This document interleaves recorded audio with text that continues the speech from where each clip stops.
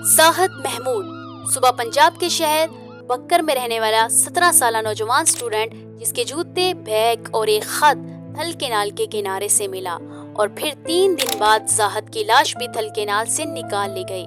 इसका वो आखिरी खत जिसमें लिखा था, मेरे प्यारे अब्बू और मेरी माँ, मुझे माफ कर देना। मेरा रिजल्ट बहुत गंदा आया है, अब कोई भी मेरी इज्जत नहीं करेगा, मगर मैंने नंबर लेने की कोशिश की थी, बस मुझे माफ कर देना।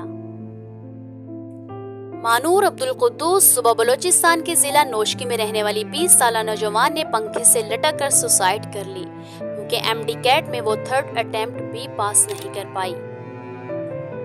द डाउन न्यूज के मुताबिक पाकिस्तान में हर रोज 15 से 35 लोग सुसाइड अटेम्प्ट कर रहे हैं, जिनमें ज्यादातर तादाद स्टूडेंट की है। 2024 में गवर्नमेंट और प्राइवेट मेडिकल कॉलेजेस में एमबीबीएस की टोटल नंबर ऑफ सीट्स 17,615 थी। गवर्नमेंट मेडिकल कॉलेज में 14,500 और प्राइवेट मेडिकल कॉलेजेस में 3,115 थी, जबकि टोटल नंबर ऑफ स्टूडेंट्स जिन्होंने 2024 में एमटी कैट यानी medical and dental college admission test के लिए अप्लाई किया था वो 1,50,000 से ज्यादा थे। स्टूडेंट एफएससी के एग्जाम के बाद 3 माह के लिए अपना घर बार छोड़कर एमडी कैट की तैयारी के लिए कोचिंग सेंटर चले जाते हैं। 40 से 50,000 ये एकेडमी माफिया स्टूडेंट से फी वसूल करता है और वहां पर एक नकारा मोटिवेशनल स्पीकर स्टूडेंट का इस तरीके से ब्रेन वॉश करता है कि स्टूडेंट को लगता है कि अगर एमबीबीएस नहीं हो पाया तो फिर बस एक ही ऑप्शन है और वो है मौत। दोस्तों, पाकिस्तान में 70% स्टूडेंट डॉक्टर बनना चाहते हैं, तो क्या वो बन पाते हैं? जवाब है हरगिज नहीं। ये entry test mafia, entry test तैयारी करवाने वाली academies, private and government medical college और एजुकेशनल मिनिस्टर ये सब कसूरवार हैं स्टूडेंट के डॉक्टर ना बनने पर। मगर कैसे? आइए इसी पर बात करते हैं आज की इस न्यू डॉक्यूमेंट्री में। 2024 में टोटल नंबर ऑफ सीट्स थी 17,615, जिनमें 3,000 प्लस प्राइवेट कॉलेजेस की थी। मगर यहाँ पे सवाल ये है कि क्या मेडिकल कॉलेजेस में अवेलेबल सीट्स में इजाफा मुमकिन नहीं है? जब यही सवाल यूएचएस के वाइस चांसलर से पूछा गया तो उन्होंने कहा कि हम रिसोर्सेज और बजट की कमी की वजह से अपने कॉलेजेस में सीट्स नहीं बढ़ा सकते।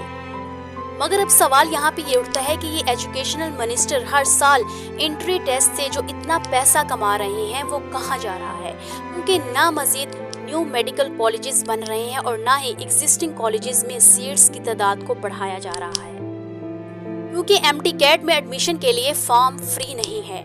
एक फॉर्म की कीमत 8 से 10,000 रुपए है और इससे कोई फर्क नहीं पड़ता कि आपका एडमिशन किसी मेडिकल कॉलेज में होगा या नहीं होगा। सपोज कर लीजिए कि हर साल पाकिस्तान भर में 2 lakh student MDCAT test देते हैं, तो ये एंट्री टेस्ट माफिया एक फॉर्म इशू करता है जिससे वो 2 अरब यानी 200 करोड़ से भी ज्यादा पैसा कमा रहा है, सिर्फ एक 10 रुपए का फॉर्म इशू करने पर। और सबसे बढ़कर हमारे एंट्री टेस्ट का निजाम ही ठीक नहीं है। कभी पीएमसी के बताए हुए क्राइटेरिया के मुताबिक पेपर नहीं आता, आउट ऑफ सिलेबस एमसीक्यूज आ रहे हैं और कभी रॉन्ग आंसर की अपलोड हो जाती हैं और सेंटर में मोबाइल पकड़े जाते हैं।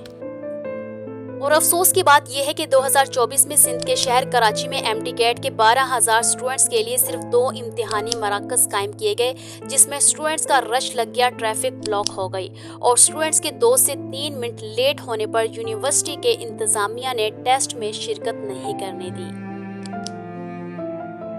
इसके बाद प्राइवेट कॉलेज माफिया ये कभी नहीं चाहता कि पाकिस्तान में ज्यादा से ज्यादा मेडिकल कॉलेजेस ओपन हो, चाहे वो प्राइवेट हो या फिर गवर्नमेंट, बस मेडिकल कॉलेजेस ओपन नहीं होने चाहिए। क्योंकि नए मेडिकल कॉलेजेस ओपन होंगे तो स्टूडेंट्स के पास ऑप्शंस ज्यादा होंगे और कंपटीशन भी बढ़ जाएगा। फिर अल्टीमेटली जब कंपटीशन बढ़ जाएगा तो प्राइवेट मेडिकल कॉलेजेस को अपनी फी कम करना पड़ेगी, जो एमबीबीएस के लिए 1.5 से 2 करोड़ फी चार्ज करते हैं। इसलिए इनकी पहली प्रायोरिटी ये होती है कि न्यू मेडिकल कॉलेज ओपन ना हो।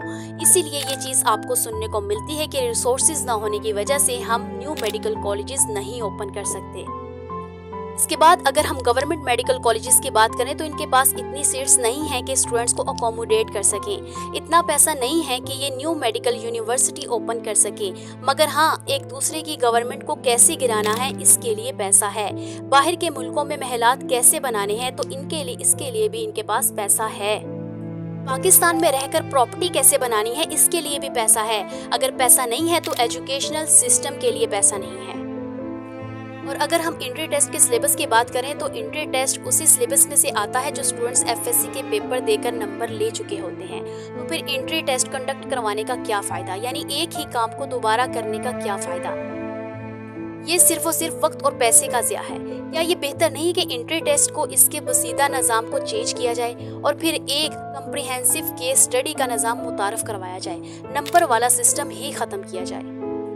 एंट्री टेस्ट को ख़त्म करके एक प्रैक्टिकल निज़ाम लाया जाए जो सही मायनों में ये असेस करे कि किसको एडमिशन देना है और किसको नहीं देना। मगर क्या ऐसा पॉसिबल है? जी हाँ, बिल्कुल ऐसा पॉसिबल है। अगर ये पॉसिबल है तो फिर एंट्री टेस्ट माफिया का क्या बनेगा? एंट्री टेस्ट की तैयारी करवाने वाली एकेडमीज का क्या बनेगा? क्योंकि ऐसा करने से एक बहुत बड़ा रेवेन्यू इनके हाथ से निकल जाएगा। तो ये निज़ाम कभी भी चेंज नहीं हो सकता। दोस्तों, पंजाब भर से आने वाले ये वो MBBS डॉक्टर हैं जो 30 से 40 हज़ार की वक्ती कॉन्ट्रैक्ट की नौकरी के लिए धक्के खा रही हैं। अपने ऊपर 1.5 से 2 करोड़ इन्वेस्ट करके 30 से 40 हज़ार की नौकरी के लिए धक्के खा रही हैं। ये 5 साल वो तलीमी निज़ाम है जो बेकार कागज़ के टुकड़े आपको दे रहा है। मैं हरगिज़ ये नहीं कहती कि आप MD कैट का टेस्ट ना दें। 10% स्टूडेंट्स कामयाब हो भी जाते हैं। MD कैट का टेस्ट दें, मगर फर्स्ट अटेम्प्ट पर ही अगर आप फेल हो जाते हैं तो रिपीट मत करें। फ़ौरन टाइम ज़ाया ना करें और निकल जाएं किसी अच्छी फील्ड की तरफ। और भी बहुत से ऑप्शंस हैं। FSC प्री मेडिकल के बाद आप अगर डॉक्टर ही बनना चाहते हैं तो आप DPT यानी डॉक्टर ऑफ फिजिकल थेरेपी कर सकते हैं। आप LHV कर सकते हैं और फार्म D यानी डॉक्टर ऑफ फार्मेसी का कोर्स भी कर सकते हैं। और अगर आप बिजनेस की फील्ड में जाना चाहते हैं तो आप CA, ACCA, data science, software engineering, architecture engineering भी कर सकते हैं। आज अगर पाकिस्तान के किसी एक स्टूडेंट ने भी सुसाइड की तो उसके लिए मैं भी रिस्पॉन्सिबल हूँ, आप भी रिस्पॉन्सिबल हैं, एजुकेशनल सिस्टम रिस्पॉन्सिबल है, एकेडमीज रिस्पॉन्सिबल हैं, सारे एजुकेशनल मिनिस्टर रिस्पॉन्सिबल हैं, एवरीवन इज रिस्पॉन्सिबल। तो ऐसे निज़ाम को हम कैसे जाने दे सकते हैं? दोस्तों, आपको क्या लगता है कि क्या ये निज़ाम ठीक होगा? कमेंट में ज़रूर बताइएगा। मिलते हैं अपनी नेक्स्ट एपिसोड में, तब तक के लिए अल्लाह हाफिज़।